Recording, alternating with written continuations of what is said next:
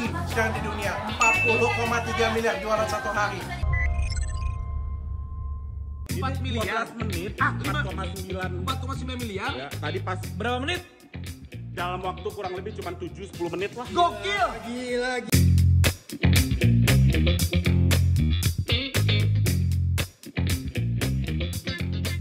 Bismillahirrahmanirrahim. Assalamualaikum warahmatullahi wabarakatuh. Selamat datang kembali di Conversation, sebuah podcast tentang e-commerce bersama saya Willy Pujo Hidayat. Episode ke-25 ya, terima kasih untuk teman-teman yang masih setia mendengarkan podcast ini, yang sudah nyasar ya dan akhirnya lanjut mendengarkan episode lain di podcast ini. Saat saya rekam ini di Jakarta ya, itu udah mulai hujan. Tapi kalau saya cek di aplikasi Nafas itu kualitas udaranya masih di sekitaran 100-an ya, jadi masih moderate, masih belum membaik. Kalau dari beberapa informasi, memang polusi ini karena beberapa aktivitas pembangkit listrik di sekitar Jakarta. Jadi ya hujan apa enggak, kalau aktivitas pembangkit listriknya tetap nyala ya kayaknya sih nggak ngaruh ya. Tapi at least adem lah, nggak panas. Oke, kali ini kita akan ngomongin live streaming shopping ya, dari platform yang jadi topik perbincangan banyak orang sekarang ini, yaitu TikTok. Jadi beberapa waktu lalu beberapa influencer itu melakukan live streaming, dia jualan di TikTok selama 24 jam. Dan tahu nggak dapetnya berapa? Ini saya rekap ya. Jadi yang pertama ada Dr. Richard Lee, itu dapat 40 miliar dalam 24 jam di TikTok live. Kemudian ada influencer juga, Koh Chun namanya, dapat 20 miliar dalam 24 jam live. Louis Scarlett 15 miliar dari live TikTok. Dan yang terakhir Raffi Ahmad ya, Sultan Andara ya. Ini 5 miliar bukan dalam 24 jam tapi 5 miliar dalam 10 menit. 10 menit guys. Kalian rebahan 10 menit, Raffi Ahmad live TikTok jualan Erigo dapat 5M. Tapi kayaknya kok too good to be true gitu ya. Kayaknya terlalu indah gitu untuk menjadi sebuah apa iya gitu ya. Itu transaksi beneran apa jangan-jangan dalam tanda kutip settingan gitu. Settingan ya kayaknya ya. Sebelum itu gini-gini. Kita akan bahas lagi lebih dalam, tapi biasa kita update dulu 3 berita terupdate seputar e-commerce.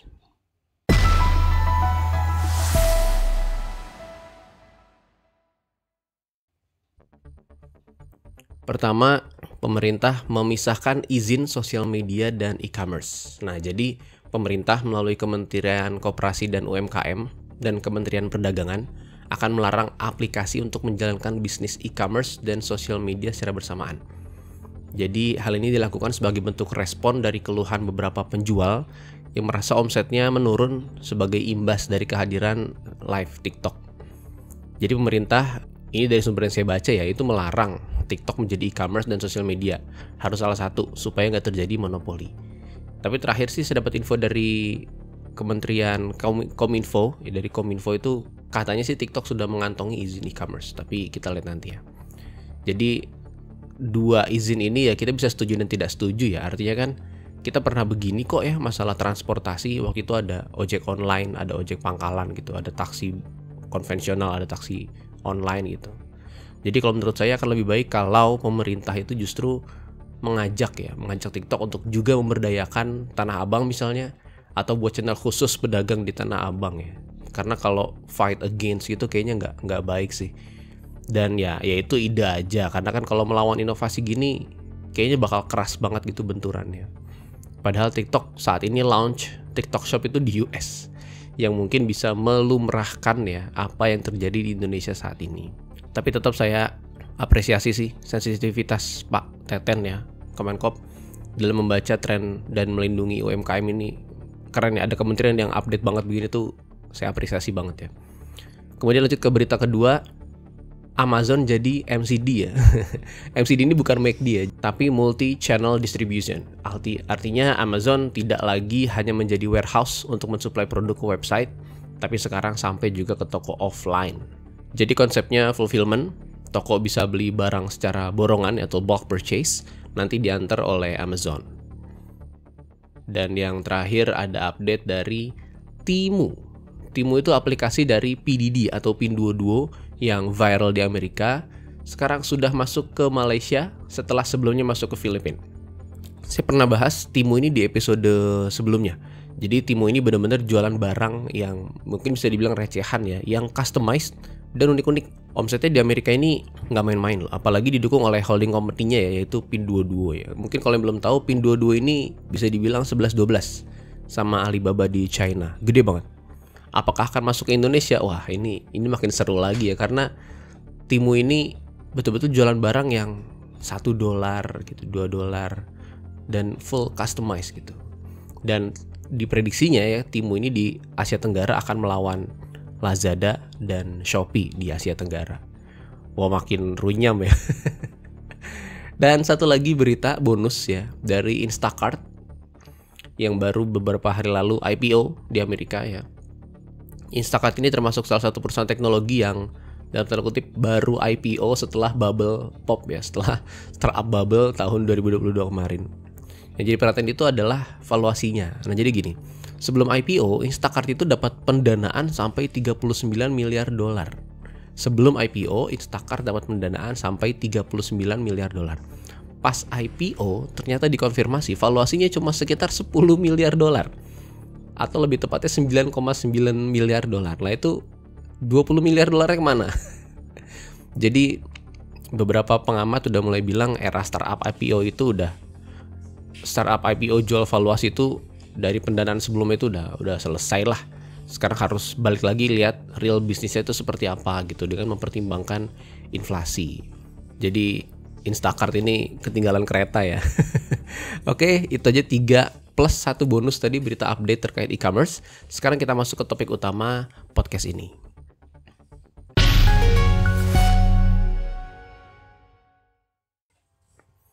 Belakangan ini lagi seru banget tentang jualan lewat live TikTok yang bisa mendapatkan 40 miliar dalam sehari atau 24 jam. Teman-teman bayangin ya, 40 miliar sehari. Ini mungkin kalau di perusahaan kayak target omset setahun ya. Nah, di live TikTok malah cuma sehari. Ini gila banget. Jadi gimana, kepikiran kali ya buat pindah ke TikTok aja kali perusahaan ya. Ya tergantung produknya ya. Kalau memang produknya impulsif mungkin bisa aja gitu. Tapi kalau produk B2B ya kayaknya sih nggak bisa gitu. Kalau kita cek, yang dapat 40 miliar sehari itu seorang dokter dan influencer ya, Dr. Richard Lee. Beliau live TikTok 24 jam dapat omset 40 miliar. Jadi kalau nggak salah beliau itu jual produk kecantikan ya, skincare deh, dengan range produk yang lumayan lebar. Artinya ada yang lumayan mahal, ada yang cukup mahal, ada yang mungkin biasa aja. Kalau saya dapat infonya ada paket yang harganya bisa sekitar 10 jutaan. Lumayan ya. Yang ikut hype akhirnya banyak banget.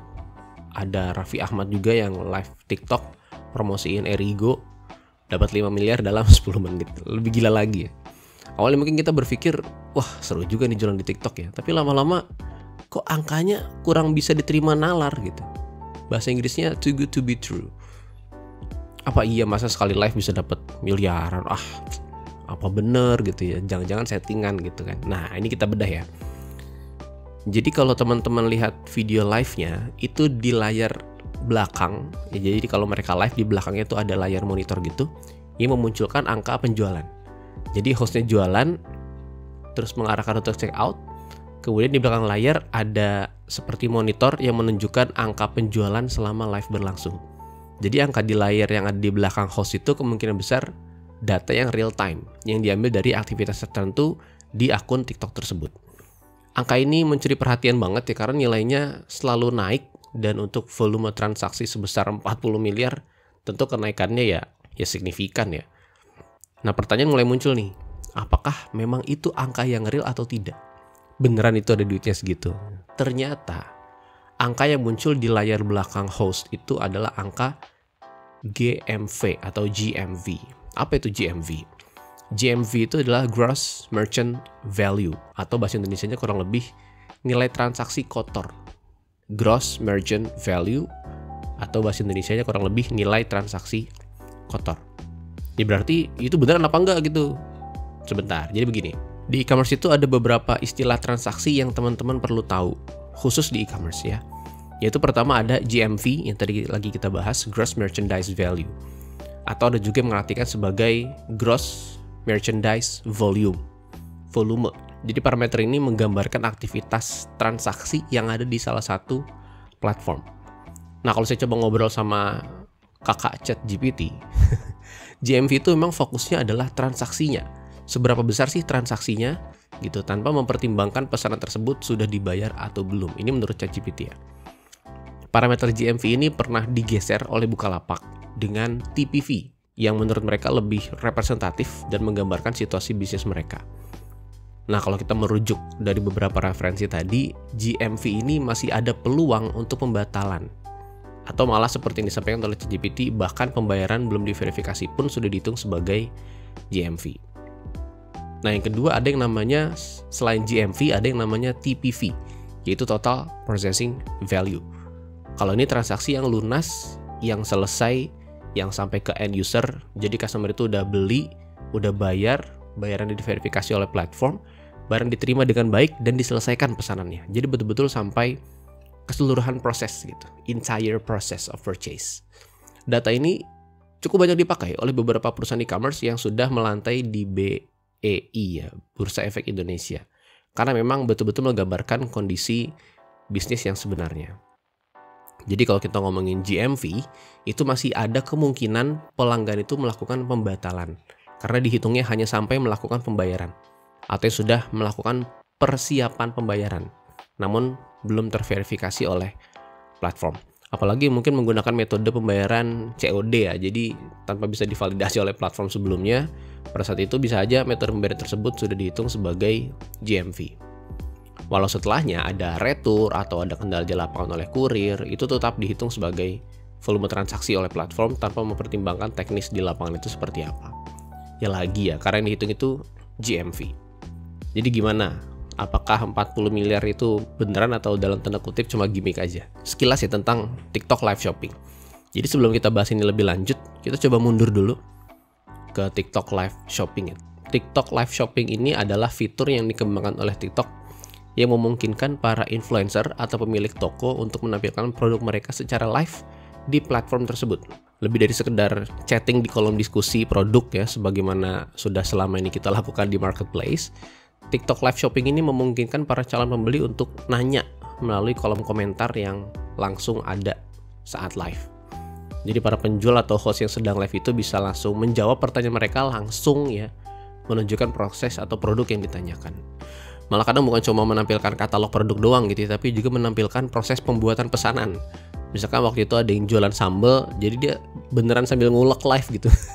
Ada yang buat makanan sambil masak gitu, dan banyak banget kreativitas lain gitu. Live shopping ini sampai di notice ya oleh Andreessen Horowitz karena memang saking populernya, dan dia menyebut ini sebagai fenomena shoppertainment. Shoppertainment, jualan yang dikemas ya, dalam tanda kutip dengan kemasan yang menyenangkan atau entertaining, yang menghibur dan sangat mungkin untuk mendorong orang membeli secara online melalui platform tersebut. Sebetulnya bukan hanya menghibur sih. Satu yang bisa saya highlight dari model live shopping ini adalah presence. Jadi kehadiran si penjual dan produk yang memang dijualnya. Jadi betul-betul ada wujudnya, ada penjualnya dan ada produknya bisa ditampilkan secara live. Si calon pembeli nggak perlu susah-susah lagi yang lihat foto dari pembeli lain yang udah tahu produknya gitu ya. Hostnya langsung bawain itemnya yang Anda tanya langsung ke depan kamera, langsung jelasin ke Anda. Jadi kalau dia nanya, boleh lihat sepatu yang warna putih itu nggak ya, merek apa gitu, merek Converse, langsung ditunjukin sama dia, ini loh kak mereknya kak, silahkan di check out, ada di katalog nomor sekian gitu. Jadi nggak perlu nanya lagi barangnya ready nggak, terus warnanya warna putih yang seperti apa, kemudian ukurannya ada berapa aja, itu nggak perlu nunggu dijawab lewat chat, tapi langsung dijawab sama live streamingnya. Jadi saya pernah istilah itu Tanah Abang pindah ke TikTok ya. Jadi kalau teman-teman mau dengerin lebih dalam tentang live streaming shopping ini, teman-teman bisa mampir ke episode 20. Itu kita bahas masalah live streaming shopping ini dalam banget ya. Teman-teman bisa balik ke episode 20. Silahkan keluar sedikit sebentar ke homepage, nanti lihat di episode ke-20. Oke, lanjut. Yang menarik dari TikTok live shopping ini adalah TikTok ini dasarnya dia sosial media sebagai platform berbagi konten share. Nah, saat semua orang udah ngumpul, dia jualan. Momen bisa jualan di TikTok ini bisa dibilang disambut baik bagi para influencer ya. Karena algoritmanya tidak mengkhususkan akun yang terkenal terlebih dahulu. Kesempatan dapat cuannya itu, atau kesempatan dapat cuan tambahan buat influencer ini ya semakin menarik gitu. Jadi dia nggak peduli apakah Anda sudah verified atau enggak, as long as kamu viral, kamu banyak yang nonton, kamu bisa jualan TikTok affiliate, dan kamu dapat cuan dari situ. Jadi bagi influencer itu nggak perlu nunggu lagi brand masuk ya. Tinggal jualan aja produk tertentu menggunakan TikTok affiliate. Kemudian buat brand juga sama ya. Jadi dia nggak perlu lagi endorse artis gitu dengan rate card yang mahal. Tinggal rekrut host terus nongol aja di live TikTok gitu. Biasanya sih langsung rame. Beda dengan marketplace yang buat sosial media. Misalnya Shopee dan Tokopedia. Jadi kalau memang tadi TikTok dasarnya sosial media, dia bikin fitur e-commerce. Kalau marketplace ini seperti Shopee dan Tokopedia ini memang dasarnya dia marketplace. Kemudian dia buat feed dan live streaming. Nah, live streaming shopping ini memang udah gila ya. Dia ngerubah segalanya ya, termasuk cara kita belanja online. Jadi udah nggak perlu lagi lewat marketplace. Marketplace juga mulai kocar-kacir ya. Jadi seperti kalau kita lihat Tanah Abang itu mulai bingung ya, pedagang di Tanah Abang kebingungan gimana nih pembeli kita semuanya pada ke TikTok. Jangan khawatir, bukan cuma penjual di Tanah Abang tapi juga platform ya, termasuk marketplace itu mulai khawatir juga. Jadi kita udah nggak beli lagi lewat marketplace, lewat satu platform yang notabene aplikasi sosial media dan bisa langsung check out di sana. Jadi kayaknya wajar kalau influencer bisa dapat miliaran sekali live ya dengan menghitung GMV transaksi. Jadi bisa dibilang transaksinya masuk akal. Nah, parameter GMV ini menarik sebetulnya. Jadi dari beberapa referensi yang kita temukan, GMV ini ya seperti yang sudah saya sampaikan sebelumnya ya, tidak direkomendasikan untuk dijadikan sebagai kondisi bisnis yang sebenarnya. Kalau di startup, GMV ini bisa dipakai untuk menghitung rasio valuasi. Jadi ada beberapa startup yang menghitung valuasinya itu dari GMV-nya. Ada yang 3 kali GMV untuk menghitung valuasi ya, ada yang 3 kali dari GMV, belasan atau bahkan puluhan kali dari GMV platform tersebut. Nah, perlu teman-teman tahu juga kalau GMV ini bisa dibilang dalam tanda kutip ya sedikit beririsan dengan keuntungan. GMV yang besar bukan artinya revenue-nya atau profitnya juga besar gitu. Kasarnya gini deh, GMV itu bisa aja besar, tapi revenue-nya cuma 5%. Atau omset profitnya cuma 5%. Belum dipotong operasional. Bukalapak juga dalam beberapa pernyataan di internet itu menggeser ya GMV yang awalnya sebagai parameter penting menjadi TPV, Total Processing Value, karena menurut mereka lebih representatif gitu. Jadi secara pribadi mungkin kita bisa kategorikan GMV ini sebagai vanity metrics atau parameter yang cantik dilihat namun belum tentu menggambarkan keadaan yang sebenarnya. Kalau di digital marketing mungkin vanity metrics itu jumlah like ya pada postingan iklan. Dilihatnya mungkin cantik ya, tapi tetap aja nggak ada konversi gitu. Atau jumlah leads-nya banyak nih, kemudian rasio konversinya jelek. Berarti jumlah leads banyak itu cuma vanity metrics aja, buat keren-kerenan aja. Nah, lebih dari itu, bahkan vanity metrics itu bisa menyebabkan misleading. Saya ulangi ya, karena ini penting. Vanity metrics bisa menjadi penyebab misleading. Karena kalau mengacu ke vanity metrics, bisa jadi perusahaan malah makin rugi ya, karena parameternya tidak begitu menggambarkan kondisi bisnis yang sebenarnya. Seperti tadi contohnya yang paling sederhana adalah tentang kesehatan margin. Oke, jadi apakah 40 miliar dari live TikTok shopping itu adalah settingan? Jawabannya tentu bukan ya. Jawabannya ya memang betul ada audiens yang melakukan check out dan initiate payment sampai sebesar itu. Menimbang nilai produk yang dijual cukup tinggi ya. Kemudian Dr. Richard Lee juga udah terkenal sebagai dokter yang capable sekali membahas tentang produk yang dia jual. Angka tersebut kayaknya memang layak gitu didapatkan oleh beliau. Begitu juga para influencer lain ya, termasuk Raffi Ahmad ya, yang memang hanya dalam beberapa menit aja omsetnya bisa sampai miliaran gitu. Nah, pertanyaannya gini, kalau kita misalkan influencer biasa atau UMKM gitu, bisa begitu juga nggak? Gitu ya, bisa nggak saya jualan di TikTok langsung dapat miliaran kayak Dr. Richard Lee, kayak Raffi Ahmad? Ya nggak ada yang nggak mungkin sih, tapi perlu strategi gitu. Nggak bisa ujuk-ujuk, saya pindah aja dari antah berantah langsung jualan di TikTok. Mana 24 jam kok nggak dapat 30 miliar gitu ya, nggak bisa. Kemungkinan besar nggak bisa dan Anda perlu strategi. Tapi katanya influencernya itu dikasih insentif sama platform. Ya mungkin iya, mungkin juga enggak. Tapi ya kalau mau merubah behavior itu ya sebagai platform, itu butuh pertaruhan besar ya, big bet. Kalau memang ada opini pemberian insentif ke penjual untuk mendorong pembelian dengan harga yang murah, ya mungkin nggak bisa begitu juga disalahkan ya. tapi juga nggak bisa serta-merta dibenarkan karena memang mungkin nggak ada bukti yang konkret gitu.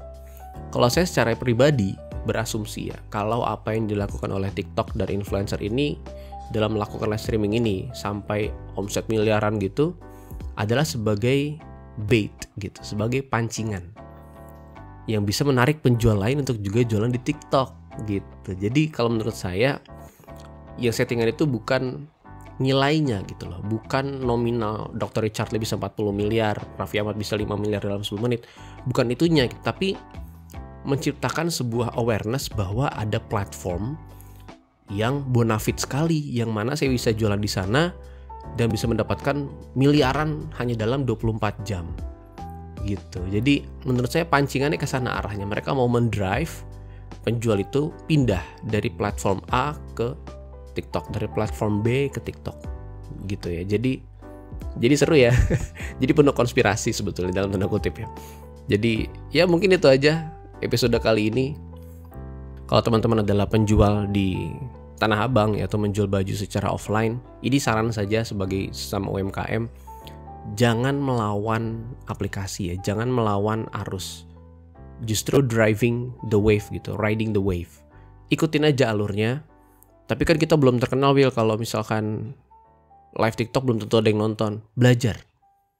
Banyak kok yang udah bisa berhasil, yang udah bisa mendapatkan keuntungan dari jualan di TikTok. Bukan artinya saya mendukung TikTok, tapi saya mendukung teman-teman UMKM untuk juga merubah pola pikirnya menjadi lebih dinamis, menjadi lebih digitized ya, digital oriented, yang mana nanti bisa menguntungkan semuanya gitu loh. Walaupun saya lebih percaya, dalam hati saya lebih percaya terhadap platform yang independen ya, platform yang bisa kita kontrol sendiri, yang bisa kita kendalikan sendiri, yaitu mungkin website pribadi ya, atau platform e-commerce enabler instead of social media seperti ini. Oke, itu aja pesannya.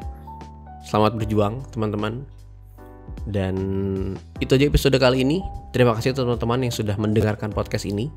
Jangan lupa subscribe untuk Anda pengguna Spotify atau Noise ya. Karena satu klik yang menurut Anda nggak berarti itu itu berdampak besar banget secara psikologis ke kami ya, itu beneran deh. So, jangan lupa subscribe dan bagikan episode ini kalau dirasa bermanfaat. Sampai jumpa di episode selanjutnya. Terima kasih. Assalamualaikum warahmatullahi wabarakatuh.